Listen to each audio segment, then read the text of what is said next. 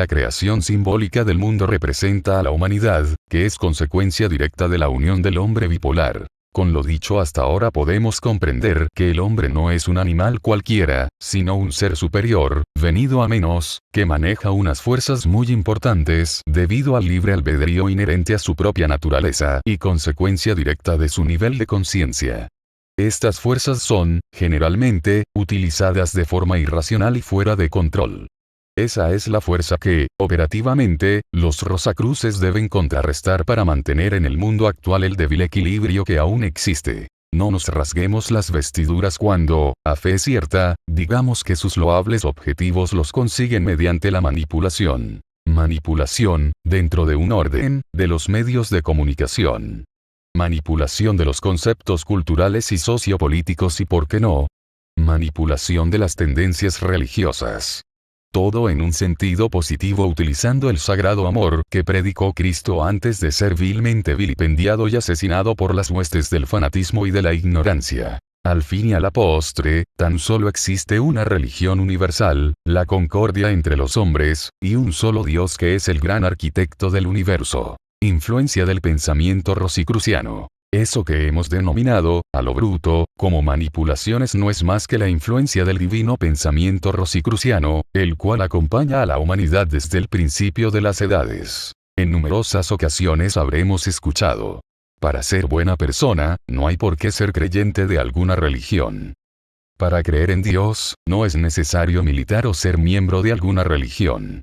Todo esto, que se repite con harta frecuencia, es efectivamente cierto. Pero hay que recordar que los derechos humanos, como los conocemos actualmente, no han existido hasta hace muy pocos años, que las democracias que disfrutamos actualmente, aunque imperfectas, nos separa del pasado tanto como lo está un astronauta de un hombre del Neandertal. Todo lo expuesto, quiera la criatura humana reconocerlo o no, se debe a la influencia de la Jerusalén celestial, logía blanca, y de los superiores desconocidos, todos ellos miembros de lo que se conoce como Orden de la Rosacruz. Efectivamente, las fuerzas de la obscuridad se defienden con denuedo, creando mayores y más poderosas armas de destrucción para descompensar la progresiva y visible humanización de los moradores de la Tierra, porque, decirme a mí, ¿qué sería de la vida sobre este planeta, si los artefactos nucleares, de carácter militar, cayeran en las inteligentes manos de un ciudadano de las heladas épocas del Cromagnon? No queremos ni tan siquiera imaginarlo. La influencia rosicruciana se palpa, visiblemente, en el progresivo grado de tolerancia que envuelve a las autoridades políticas en cuyas manos recaen los poderes de gobierno. La influencia rosicruciana se ve reflejada en la tendente flexibilidad dogmática y doctrinal que, poco a poco, va caracterizando a las modernas eclesias. La influencia Rosacruz se denota en el liberalismo de las democracias y en todos los aspectos del vivir cotidiano. Ciertamente, es una influencia que se remonta a la época gnóstica de Egipto o a la helénica de Platón y Pitágoras. Pero ¿acaso, estos personajes del pasado no fueron rosacruces sin título o albañiles sin mandil? Si usted, a una religión le elimina el miedo al infierno o a cualquier otro aberrante castigo, la convierte en más humana y por lo tanto, universal. Si no da alguna idea como definitiva y autosuficiente, estará respetando a sus semejantes. Siempre, y desde que el hombre es hombre, han existido y convivido con él, seres que han influido permanentemente en el devenir de una mejor era, repleta de tolerancia y amor. Para que llegásemos a ser lo que actualmente somos y para que consigamos ser, en el futuro, bastante diferentes, en positivo claro, de lo que reflejamos en la actualidad. Todas esas grandes entidades, probablemente no famosas en la cotidianidad de la vida como personas, eran grandes iniciados. Los grandes maestros que forman el número completo de la gran fraternidad blanca. Christian Rosenkreutz, hace ya algunos siglos los bautizó con su propio y simbólico nombre. Todos ellos fueron Rosacruces. ¿Por qué de la Rosacruz? Porque el hombre, encontrándose caído, es incapaz de incorporarse por sus propios medios y necesita de una pequeña ayuda exterior, la cual solo puede ser proporcionada por los hermanos que aún se mantienen en pie o que con ayuda de otros o de un gran esfuerzo personal han logrado levantarse. El ser humano ha intentado apoyarse en los bastones que representan las religiones, fraternidades, órdenes y demás organizaciones, las cuales se ocupan de intentar despertar la conciencia de sus miembros. Todas esas obras son reflejo aquí en la tierra, de algo que ha sido creado, originalmente, en los planos superiores que conocemos como cielo, por nuestros hermanos mayores, que nos observan con gran inquietud, paciencia y unas dosis inconmensurables de amistad. Ellos intentan ayudarnos influyendo, positivamente, en nuestras vidas. Pero lo cierto es, que debido a nuestra libertad, intrínseca, no pueden decidir por nosotros. Nuestros hermanos están ahí afuera, tendiéndonos la mano. Pero somos nosotros los que deberemos autoayudarnos, aprovechando su sobrehumano esfuerzo. No pueden ni deben interferir excesivamente en nuestro malcreado destino. La Rosacruz es necesaria porque, incluso, a pesar de su benéfica influencia en las organizaciones encargadas de nuestra descristalización, estas degeneran por inercia y tan solo la Rosacruz celestial puede mantenerse incólume con el paso de los siglos de espacio-tiempo. Los habitantes de este planeta y que mantienen la sensata convicción de que debe de existir algún Dios, pero que esa entidad no es el Dios de tal o de cual religión, solo caben en el esotérico lugar, sede y morada, de nuestros hermanos no caídos, los cuales, no les quepa la menor duda, lloran cuando comprueban que sus esfuerzos son inútiles como consecuencia de nuestra supina tosudez. ¿Para qué de la Rosacruz? La retórica, en su más pobre aspecto, tan solo sirve para llamar la atención de las personas con la intención de que lleguen a ser conscientes, primero de su cristalización y segundo, de la imperiosa necesidad de romper dicha dinámica y evolucionar hacia estados más elevados de conciencia, pudiéndose salvar, así, de la degradación y ayudar a salir de ese lamentable estado a su familia, vecinos, conciudadanos, etcétera, etcétera. El para qué de la Rosacruz significa tan poco como darnos el método adecuado para realizar la limpieza que ya hemos mencionado y que mejor se adapte a cada uno de los habitantes del planeta. Existen diferentes formas de iniciación y que se corresponden con los rayos, ya mencionados, de los hermanos de la Rosacruz.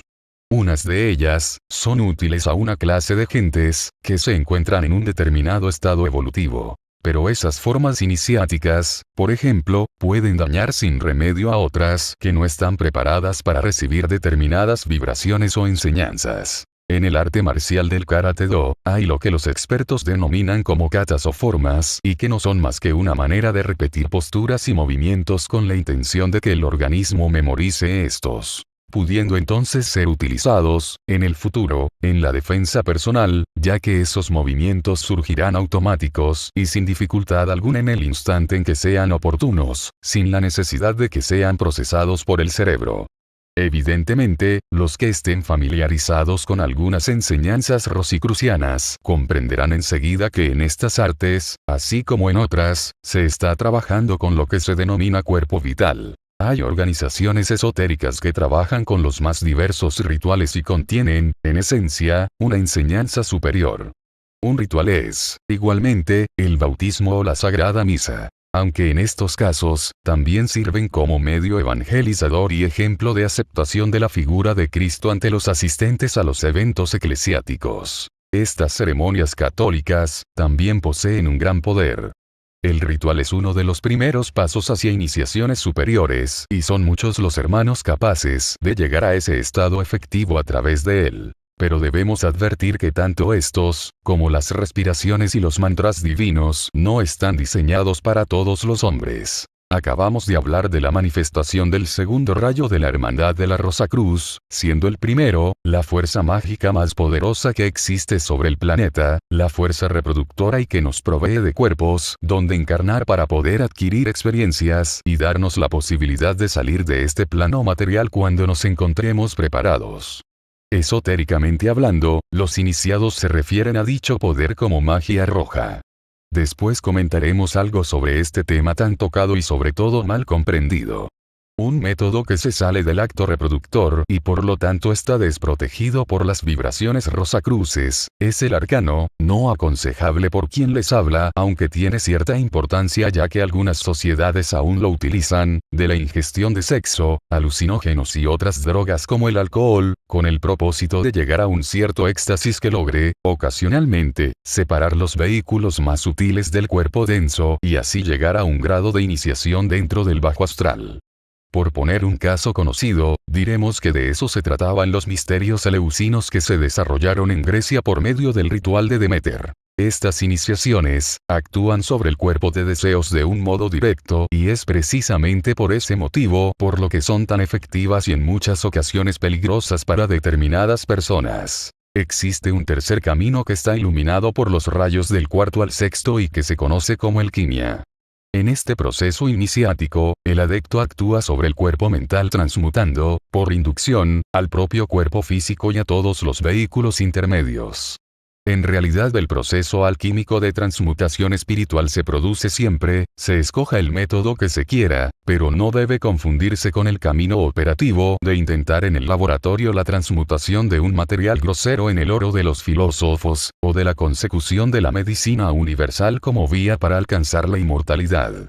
Este camino es ligero aunque costoso si no se posee un buen maestro, pero pesado y duro en todos los casos, produciéndose un intercambio energético entre el proceso mecánico y la actitud espiritual del practicante. Tanto si se trata de una práctica de reforzamiento de la personalidad, siguiendo los métodos de la retórica griega, como si se elige la vía de la anulación de aquella, semejante al taoísmo oriental, estaremos en el camino de la vía alquímica. En este punto, diremos que el misticismo es un paso intermedio entre los dos senderos. En el camino místico, reflejo del quinto rayo de la Rosa Cruz, se empieza a trabajar, directamente y por méritos propios, sin ayuda de drogas u otras zarandajas, con los planos espirituales. Aquí tenemos que insertar un inciso y haremos saber, que cualquiera de los medios utilizados por el aspirante y que aquí estamos mencionando, no deben evitar jamás el desarrollo integral, dentro de lo posible, del resto de los vehículos.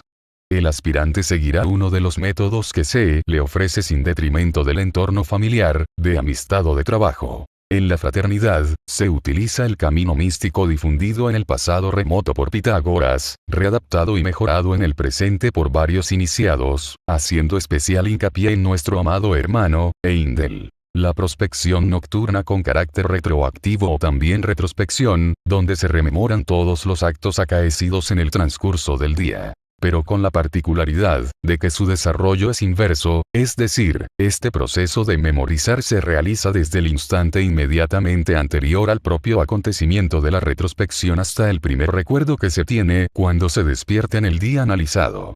Este proceso, a pesar de su sencillez, requiere de una cierta fuerza de voluntad que se desarrollará con el ejercicio matutino de concentrarnos en algo importante y bello que debamos realizar en el día por venir.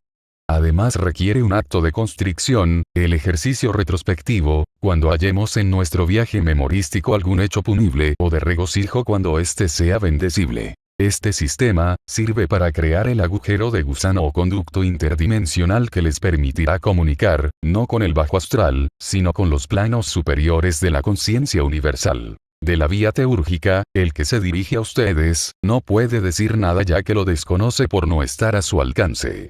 No obstante, en cada momento se dirá lo que el hombre esté preparado para recibir y nunca se dirán aquellas cosas que a éste no le sean permitidas comunicar.